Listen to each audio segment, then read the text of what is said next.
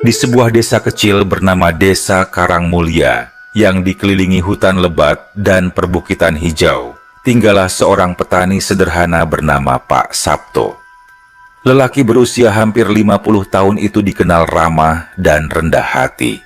Setiap hari, dengan caping lusuh di kepala dan sarung melilit pinggang, ia menggarap ladang kecil peninggalan orang tuanya. Ladang itu tak seberapa luas, hanya sebidang tanah setengah hektar di pinggiran hutan yang rimbun.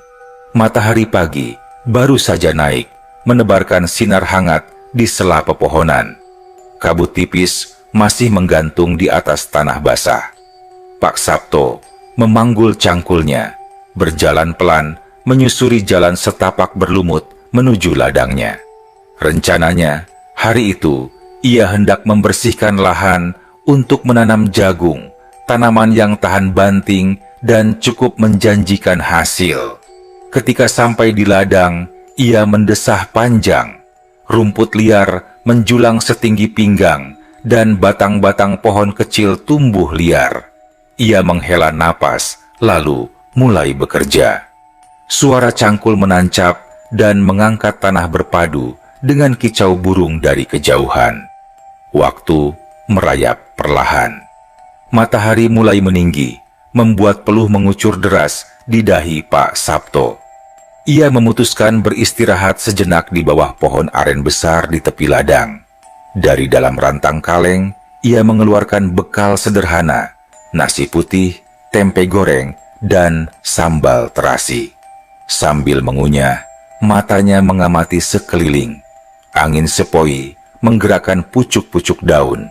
Suasana hutan pagi itu terasa damai, bahkan sedikit meninabobokan.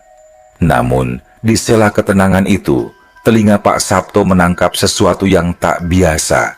Suara langkah kecil, tergesa-gesa, di antara semak-semak.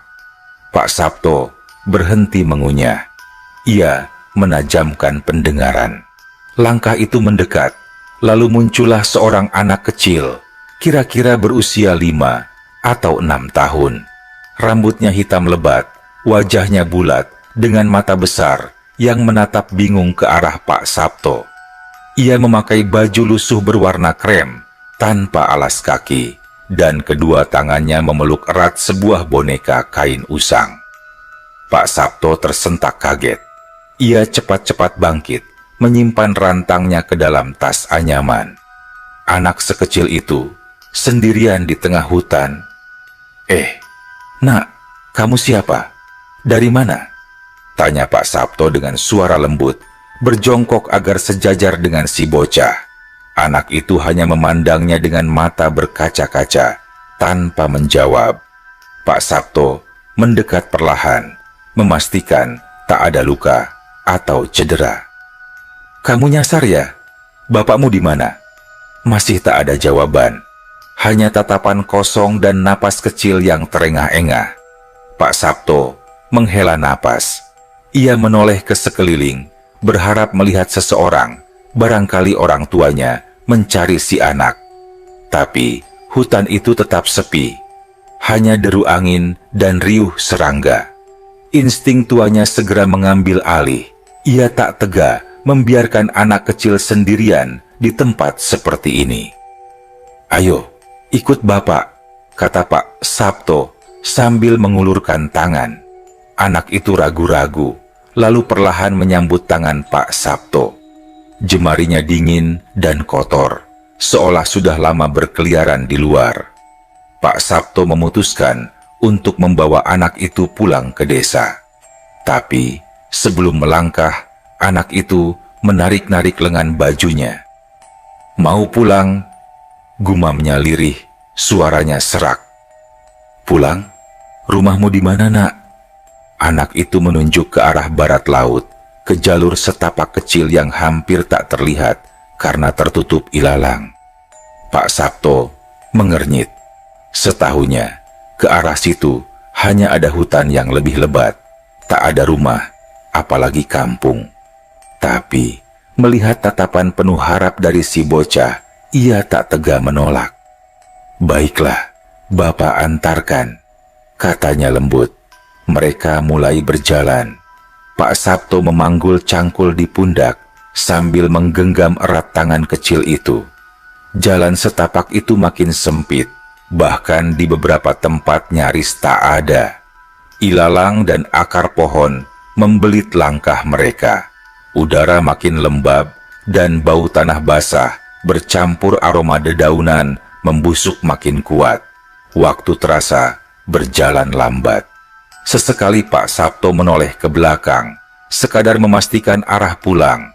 Di hatinya mulai tumbuh rasa was-was, tapi ia menepisnya. Ini pasti hanya kampung kecil yang belum pernah ia kunjungi, pikirnya. Setelah berjalan hampir 1 jam, suara-suara aneh mulai terdengar.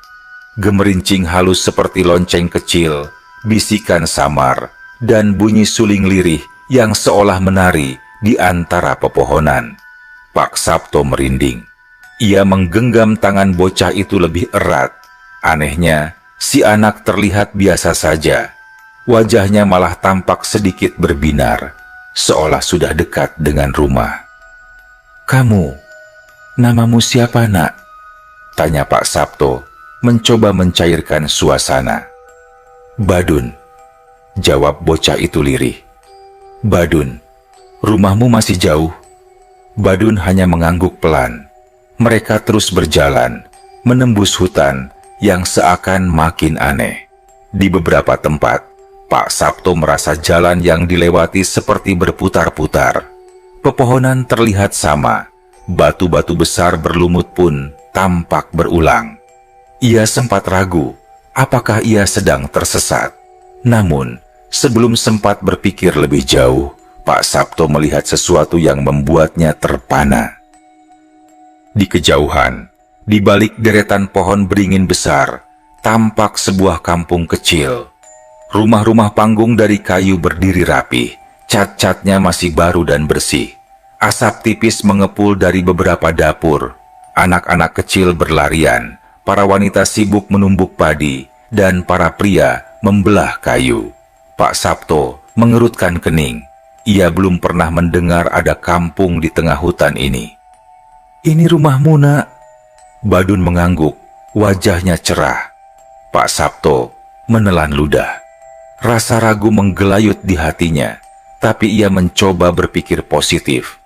Barangkali ini kampung baru, penduduk baru, pikirnya. Saat mereka melangkah masuk ke kampung itu, suasana terasa aneh.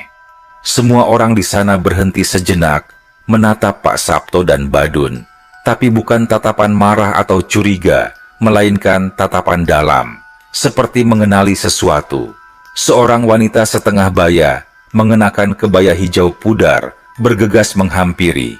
Ia memeluk Badun erat-erat, air matanya menetes deras. "Terima kasih, Pak, sudah mengantarkan anak kami pulang," katanya lirih, dengan logat yang agak aneh, seperti bahasa daerah yang telah lama tenggelam. Pak Sabto mengangguk kikuk, tidak tahu harus berkata apa. "Masuklah sebentar, Pak. Istirahat dulu. Mari, silakan," ajak si wanita. Pak Sabto ragu, tapi melihat keramahan mereka dan rasa letih yang mulai menyerang, ia pun mengikuti mereka masuk ke sebuah rumah panggung yang besar. Pak Sabto menginjakan kakinya ke lantai kayu rumah panggung itu, yang memancarkan aroma kayu basah dan tanah. Ia duduk di tikar pandan yang digelar di ruang tamu. Di sekelilingnya, dinding rumah dipenuhi hiasan-hiasan anyaman dan ukiran sederhana. Sinar matahari hanya masuk dari celah-celah kecil di jendela kayu, membuat suasana di dalam rumah terasa remang, tapi hangat. Seorang lelaki tua berwajah teduh muncul dari balik bilik, mengenakan baju lurik dan ikat kepala. Ia menghampiri Pak Sabto sambil tersenyum ramah. "Selamat datang, Pak. Saya Pak Karsa, kepala kampung ini," katanya sembari menjabat tangan Pak Sabto dengan erat. Pak Sabto membalas jabatannya, agak canggung. "Saya Sabto, Pak, dari Karangsari. Tadi saya ketemu anak ini di ladang saya. Dia tersesat." Pak Karsa mengangguk-angguk pelan. Tatapannya dalam, seolah memahami lebih banyak dari yang dikatakan. "Kalau bukan karena kebaikan hati Bapak, mungkin anak kami belum tentu bisa kembali," katanya penuh rasa terima kasih. Tak lama, wanita yang tadi memeluk Badun datang membawa nampan berisi minuman dalam cangkir tanah liat dan beberapa potong singkong rebus. "Minumlah Pak Sabto, ini rezeki kami seadanya," katanya sambil meletakkan nampan di hadapan Pak Sabto. Pak Sabto tersenyum sopan, mengangguk, lalu mengambil secangkir air hangat itu. Aromanya wangi, seperti campuran rempah dan daun hutan yang tak pernah ia kenal sebelumnya. Ia menyesap perlahan, merasakan hangat yang aneh merayap di tenggorokannya. "Maaf, Pak Karsa," kata Pak Sabto ragu-ragu. "Saya baru pertama kali tahu ada kampung di tengah hutan ini." Pak Karsa tertawa kecil, suaranya berat namun menenangkan. "Desa kami memang tidak terlihat dari luar, Pak. Sudah dari dulu kami hidup di sini, tersembunyi di balik hutan," katanya. Nadanya mengambang, seperti menyimpan rahasia besar. Pak Sabto mengangguk-angguk, meski pikirannya penuh tanya.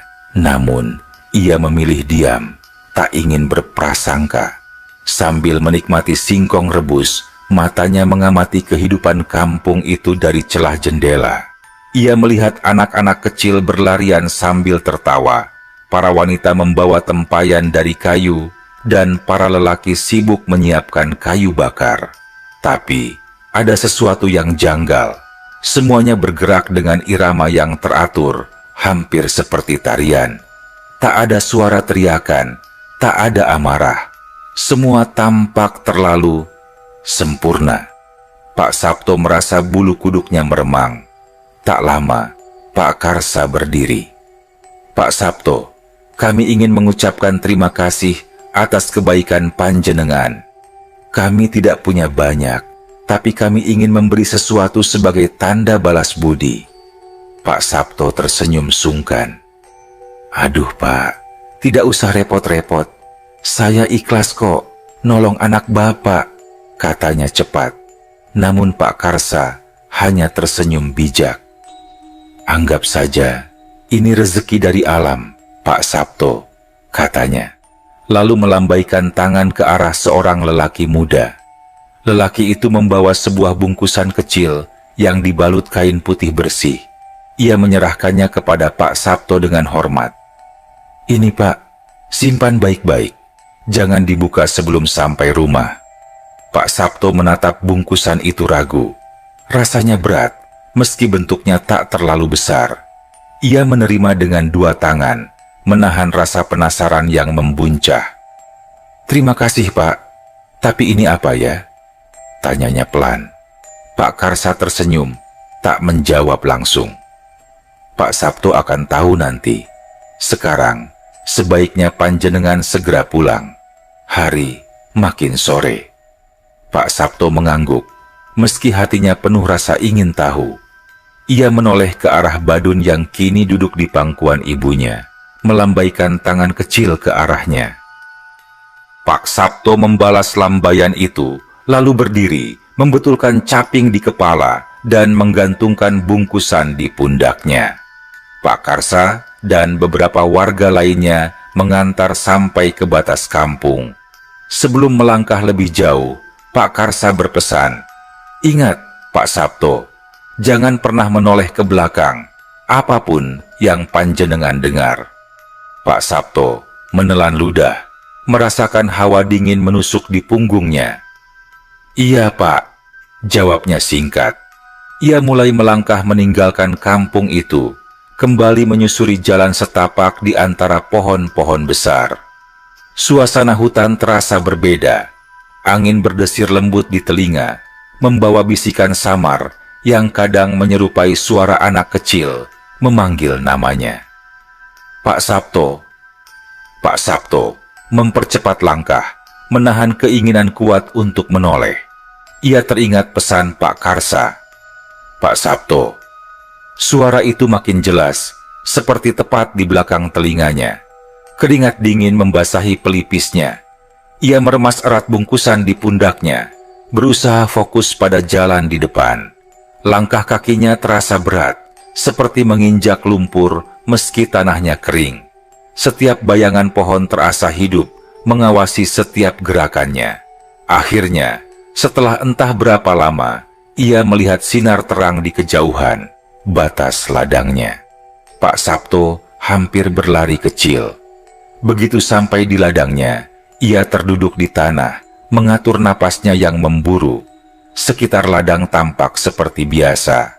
Sunyi, hanya ada kicau burung dan desir angin. Ia menoleh ke belakang. Hutan di belakangnya tampak biasa saja, tanpa jejak kampung yang tadi ia lihat. Sejenak ia bertanya-tanya, apakah semua itu hanya mimpi? Tapi, keberadaan bungkusan di pundaknya membuktikan sebaliknya. Dengan tangan gemetar, ia membuka kain pembungkus perlahan. Di dalamnya, ia menemukan sebuah kantong kecil yang berat. Ketika ia membuka kantong itu, ia terbelalak. Di dalamnya, penuh dengan biji-biji kecil berkilauan, seperti emas mentah yang belum dilebur. Pak Sabto menatap tak percaya. Ia mengucek matanya, mencoba memastikan bahwa ia tidak berhalusinasi. Tapi, biji-biji emas itu tetap ada. Perlahan, rasa takut dan kagum bercampur aduk di dalam hatinya. Apa sebenarnya tempat yang tadi ia kunjungi? Siapa mereka? Dan untuk apa mereka memberinya hadiah sebesar ini? Langit mulai memerah di ufuk barat. Pak Sabto mengemas bungkusan itu dengan hati-hati, lalu bergegas pulang ke rumahnya di ujung desa Karangmulia dengan sejuta pertanyaan yang belum terjawab. Malam itu, setelah sampai di rumah sederhananya di pinggir desa Karangmulia, Pak Sabto mengunci pintu dan menyalakan lampu minyak.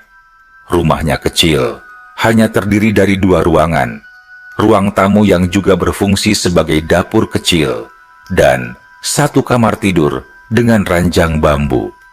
Pak Sabto duduk termenung di lantai. Bungkusan kecil berisi biji emas itu diletakkan di hadapannya. Cahaya lampu berkilauan di permukaannya membuat emas-emas itu tampak semakin nyata. Ia menghela napas panjang. Apa aku harus melaporkan ini ke kepala desa? Pikirnya bimbang. Tapi, lalu ia teringat pesan Pak Karsa yang samar, bahwa ini adalah rezeki dari alam. Ia menggenggam segenggam biji emas itu, merasakan betapa berat dan dinginnya benda itu di telapak tangannya. Dengan perasaan campur aduk antara takut dan syukur, ia memutuskan untuk menyimpan bungkusan itu di bawah tumpukan kayu bakar di sudut rumah. Ia belum berani menyentuhnya lebih jauh. Malam itu, Pak Sabto tidur tidak tenang. Mimpi-mimpi aneh menghampirinya. Ia berjalan di antara kabut tebal, mendengar suara anak-anak tertawa kecil di balik pepohonan, dan melihat bayangan kampung yang samar di kejauhan. Tiba-tiba, dalam mimpinya, muncul sosok wanita berambut panjang, mengenakan kain putih lusuh, berdiri jauh di antara kabut. Wanita itu menatapnya tanpa ekspresi, lalu mengangkat tangannya, seolah memanggil Pak Sabto untuk mendekat. Pak Sabto ingin berlari, tapi tubuhnya terasa berat, kakinya seolah menancap di tanah. Ia hanya bisa berdiri mematung, tubuhnya gemetar. Saat wanita itu semakin mendekat, Pak Sabto terbangun dengan teriakan tertahan. Peluh membasahi tubuhnya, nafasnya memburu. Ia memandang sekeliling. Rumahnya sunyi, hanya suara jangkrik malam dari luar yang terdengar.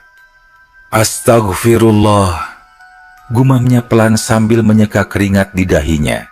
Ia bangkit dari tempat tidur, memeriksa bungkusan di sudut rumah.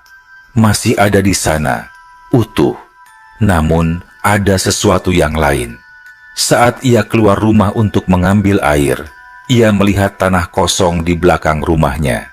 Tanah yang dulunya tandus dan penuh semak, tiba-tiba seperti berubah.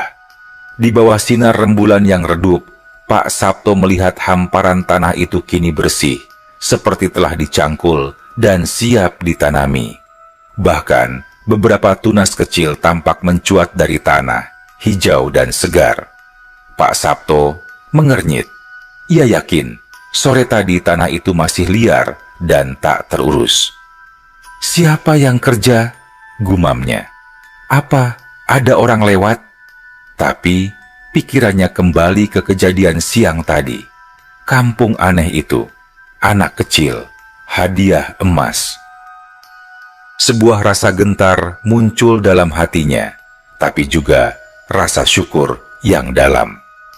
Pagi harinya, Pak Sabto memutuskan untuk mencoba menanam jagung di ladang yang telah ia garap sebelumnya.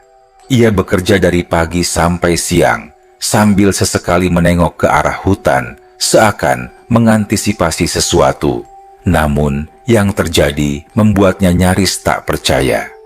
Dalam 3 hari saja, tunas jagungnya tumbuh cepat, jauh lebih cepat dari biasanya.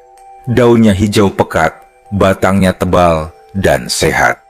Dalam seminggu, tanaman-tanaman itu sudah hampir sepinggang orang dewasa. Warga desa yang melintas pun mulai memperhatikan. "Wah, Sabto, ladangmu kok cepat banget tumbuhnya toh?" tanya Pak Darto, tetangga sebelah rumah, heran. Pak Sabto hanya tersenyum kecut, bingung harus memberi jawaban apa. Mungkin tanahnya lagi subur saja, Pak," kilahnya singkat. Namun, dalam hatinya, ia tahu itu bukan hal biasa. Bersamaan dengan perubahan itu, rezekinya pun perlahan membaik. Ia mulai panen lebih awal dari petani lain. Hasil panennya bagus, harganya tinggi. Bahkan, beberapa orang dari desa sebelah mulai datang untuk membeli bibit darinya. Rumah Pak Sabto yang dulunya sederhana, kini perlahan direnovasi. Ia memperbaiki atap, mengganti dinding kayu lapuk dengan papan baru, bahkan mulai membeli seekor sapi untuk membantunya bertani. Semua itu berlangsung dalam waktu yang terasa cepat, nyaris ajaib. Namun, di balik semua keberuntungan itu, Pak Sabto mulai merasakan keanehan-keanehan kecil di sekelilingnya. Kadang-kadang saat malam hari, ia mendengar suara langkah kecil berlarian di pekarangannya, padahal tak ada siapa-siapa. Pernah juga ia mendengar suara ketukan lembut di pintu, namun ketika dibuka, hanya ada angin malam yang berhembus. Pernah sekali, saat ia tengah duduk di beranda, menghirup kopi hangat, ia melihat sosok bayangan kecil berlari melintas di kebunnya. Sosok itu sepertinya memakai pakaian lusuh, rambutnya panjang acak-acakan. Pak Sabto mengucek matanya, berpikir itu hanya bayangan. Namun bayangan itu muncul lagi malam-malam berikutnya. Tetangga-tetangganya mulai berbisik-bisik. Ada yang berkata bahwa rumah Pak Sabto kini ada yang menunggu. Ada yang bilang ia mendapat bantuan dari dunia lain. Pak Sabto hanya tersenyum kecil setiap kali mendengar gosip itu. Ia tidak mau membenarkan atau membantah. Dalam hatinya, ia hanya berdoa, semoga semua ini memang berkah, bukan musibah. Namun, di sudut hatinya yang paling dalam, rasa takut itu perlahan tumbuh. Ia mulai bertanya, sampai kapan mereka akan membantunya? Apa yang mereka inginkan sebagai balasan? Malam-malam Pak Sabto semakin dipenuhi kegelisahan. Pagi itu, langit tampak mendung. Angin dari arah hutan bertiup lebih dingin dari biasanya, membuat bulu kuduk Pak Sabto meremang tanpa sebab. Saat ia tengah memberi makan sapinya di kandang belakang, seorang lelaki tua berjalan perlahan dari arah jalan tanah desa. Langkahnya lambat, mengenakan caping lebar, dan membawa tongkat kayu. Pakaiannya lusuh, tapi ada sesuatu dari caranya berjalan, tenang, penuh wibawa, yang membuat Pak Sabto memperhatikannya. Lelaki itu berhenti di depan pagar bambu rumah Pak Sabto. "Assalamualaikum Sabto," sapa si kakek dengan suara serak namun bersahabat. Pak Sabto buru-buru meletakkan ember pakan dan menghampiri. "Waalaikumsalam, Pak. Monggo, masuk. Mau ada keperluan apa?" tanyanya sopan sambil membuka pagar. Kakek itu hanya tersenyum tipis dan melangkah masuk tanpa banyak basa-basi. Mereka duduk di beranda sederhana. Pak Sabto menuangkan teh hangat dari kendi, menawarkan dengan tangan bergetar samar.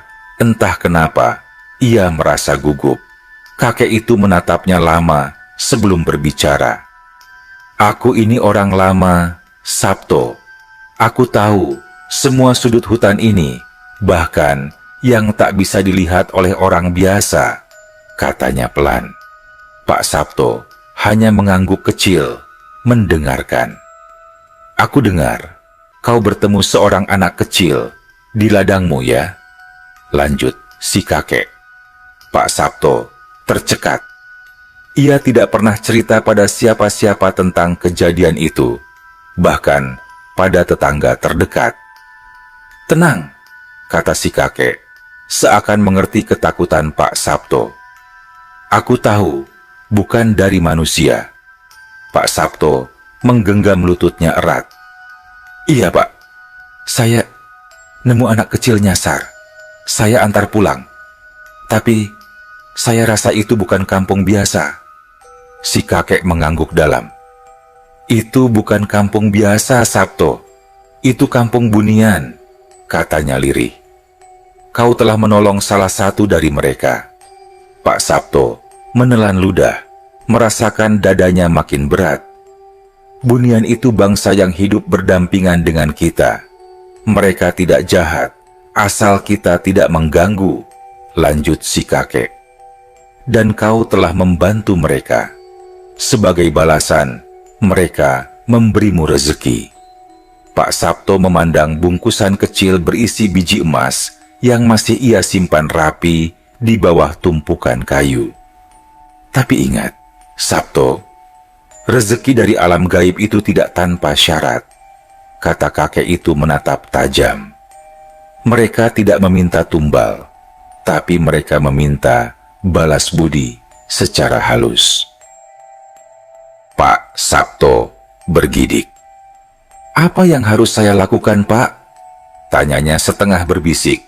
Kakek itu menatap jauh ke arah hutan, matanya menerawang. "Kalau kau ingin terus mendapatkan berkah itu, kau harus menjaga apa yang sudah diberikan. Rawat ladangmu dengan tulus, jangan tamak. Dan," kakek itu menunduk sedikit, "setiap malam Jumat Kliwon, letakkan sedikit hasil panenmu di tepi hutan, sebagai wujud syukur." Pak Sabto mengangguk perlahan. Baginya, syarat itu terasa ringan dibandingkan rezeki melimpah yang ia terima. Sebelum pergi, si kakek sempat berpesan lagi. "Kalau suatu malam ada suara mengetuk pintumu, jangan dibuka, cukup jawab dari dalam dan ucapkan terima kasih." Lalu kakek itu berjalan pergi, meninggalkan Pak Sabto yang masih terduduk dengan pikiran berkecamuk. Hari-hari berlalu. Pak Sabto mematuhi semua nasihat kakek itu. Ia merawat ladangnya dengan lebih tekun, tidak pernah rakus. Hasil panennya makin subur. Bahkan, kini banyak pedagang dari kota kecil di seberang hutan datang membeli langsung. Setiap malam Jumat Kliwon, ia membawa sekeranjang jagung muda atau padi ke tepi hutan. Ia meletakkannya di bawah pohon beringin besar, membungkuk hormat, lalu pulang tanpa menoleh. Semua berjalan lancar. Setelah meletakkan hasil panennya di tepi hutan, Pak Sabto kembali ke rumah. Ia makan malam sederhana, minum teh hangat, lalu berdoa sebelum tidur. Sekitar tengah malam, di saat hening paling dalam, terdengar suara ketukan di pintu depan. Pak Sabto terbangun seketika. Suara itu tidak keras, tapi ritmenya lambat dan dalam, seperti ketukan tangan kecil Ingat pesan si kakek, Pak Sabto tidak berani membuka pintu. Ia duduk di tepi ranjang, menenangkan detak jantungnya yang berdegup kencang. Dengan suara serak, ia berkata, "Terima kasih atas semua kebaikan. Saya bersyukur." Ketukan itu berhenti. Pak Sabto duduk diam, mematung di dalam gelap. Setelah beberapa saat, ia mendengar suara kecil, seperti tawa anak-anak di kejauhan. Lalu, semuanya kembali sunyi. Esok paginya, saat Pak Sabto keluar rumah, ia menemukan sesuatu di depan pintunya. Sebuah kendi tanah liat kecil berisi beras putih yang harum semerbak, jauh lebih harum dari beras biasa. Ada juga setangkai daun berwarna keemasan, mengkilap di bawah sinar matahari pagi. Pak Sabto membawa kendi itu masuk, membungkuk hormat di ambang pintu, lalu menyimpannya baik-baik. Sejak hari itu, rezeki Pak Sabto semakin membaik. Bukan hanya ladangnya yang subur, tapi hewan ternaknya pun beranak pinak dengan cepat. Namanya mulai dikenal di desa-desa sekitar. Banyak yang datang belajar bertani padanya, mengagumi keberhasilan yang tampak begitu alami. Padahal, semua bermula dari satu pertemuan aneh di tengah hutan. Namun, Pak Sabto tetap rendah hati. Ia selalu mengingat asal-usul rezekinya, menjaga sikap, dan tidak pernah lupa berterima kasih saat mendengar ketukan di malam hari. Namun, di balik semua itu, satu pertanyaan tetap menghantui pikirannya. Apakah ia benar-benar bebas, atau sebenarnya ia kini terikat oleh dunia yang tak terlihat? Beberapa bulan berlalu sejak kejadian malam itu. Pak Sabto kini menjadi sosok yang dipandang di desa Karangmulya. Banyak yang datang meminta nasihat soal bertani, beternak, bahkan ada beberapa warga yang minta air dari sumur Pak Sabto karena katanya air itu membawa keberuntungan. Namun, jauh di lubuk hatinya, Pak Sabto merasa ada sesuatu yang berubah di sekitarnya. Sesekali, saat bekerja di ladang, ia merasa seperti diawasi. Suasana ladang yang dulunya hangat kini sering terasa dingin mendadak, walaupun matahari bersinar terik. Suatu sore, saat Pak Sabto mencangkul, ia mendengar suara tawa anak-anak di balik semak. Tawa kecil, mirip suara badun dulu. Tapi, ketika ia menoleh, tidak ada apa-apa di sana.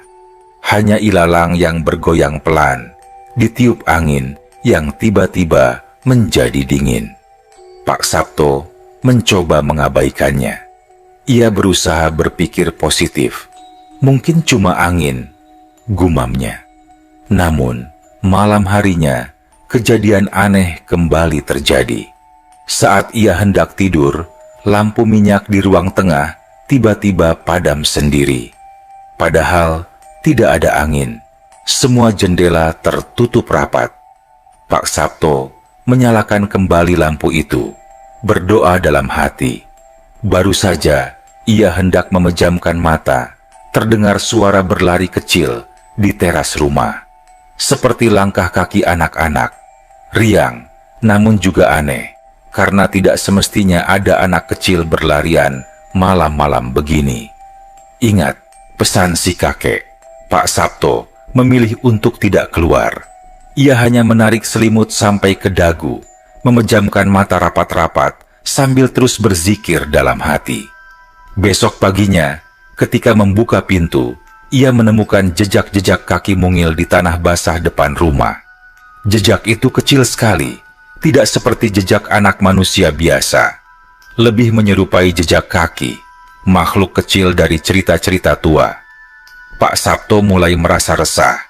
Ia ingat pesan si kakek, bahwa rezeki dari mereka harus dijaga dengan syukur dan kesadaran penuh. Jangan tamak, jangan lalai. Namun, tanpa ia sadari, makin hari tamu-tamu dari desa tetangga datang membawa banyak hadiah, karung beras, alat pertanian, bahkan ada yang menawarkan tanah tambahan untuk dikelola. Pak Sabto yang dulu hidup sederhana, kini mendadak menjadi orang berada di desa kecil itu. Sebagian kecil hatinya merasa bangga. Tapi, di sudut lain, Pak Sabto tahu, semua ini bukan murni hasil keringatnya sendiri. Ada sesuatu yang ikut campur. Dan malam-malam yang semakin sunyi itu menjadi pengingatnya. Suatu malam, tepat saat bulan purnama, terdengar ketukan di pintu belakang. Berbeda dari sebelumnya, ketukan ini lebih berat, lebih dalam. Seolah yang mengetuk bukan tangan kecil, melainkan tangan tua, kasar. Pak Sabto bergidik. Ia menahan napas. Ketukan itu terdengar lagi. Dengan bergetar, ia mengucap salam dan terima kasih dari dalam, tanpa membuka pintu. Namun kali ini, tidak ada suara tawa kecil. Tidak ada keheningan manis. Yang terdengar justru suara desahan panjang. Berat. Menyeramkan. Seperti seseorang yang kehabisan napas. Pak Sabto hampir saja pingsan ketakutan. Ia memaksakan diri membaca ayat-ayat suci sampai fajar menyingsing. Ketika matahari mulai muncul, ia memberanikan diri membuka pintu belakang. Di tanah, ia menemukan sesuatu yang membuatnya lemas. Sebuah boneka kecil dari jerami, berbentuk manusia, tergeletak di atas daun pisang.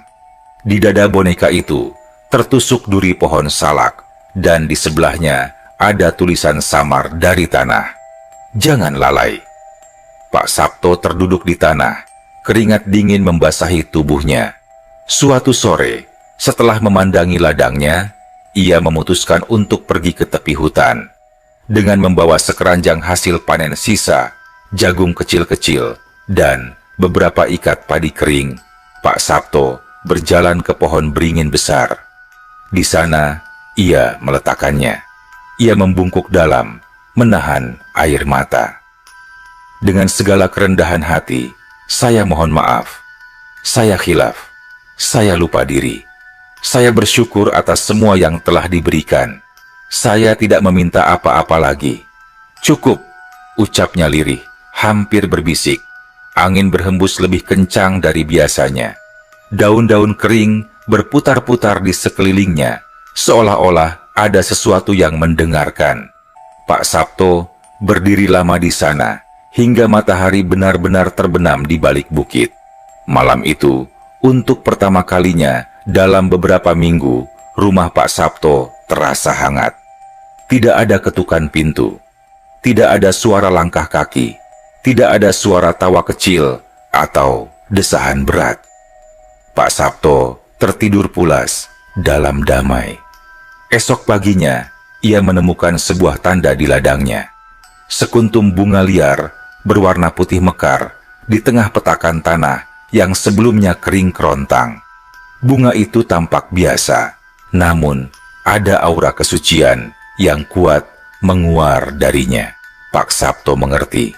Ia telah diterima kembali, tapi kini ia sadar rezeki sejati bukanlah tumpukan harta, melainkan ketenangan hati, rasa cukup, dan rasa syukur yang tulus kepada Yang Maha Kuasa, dan pada alam semesta yang tak kasat mata.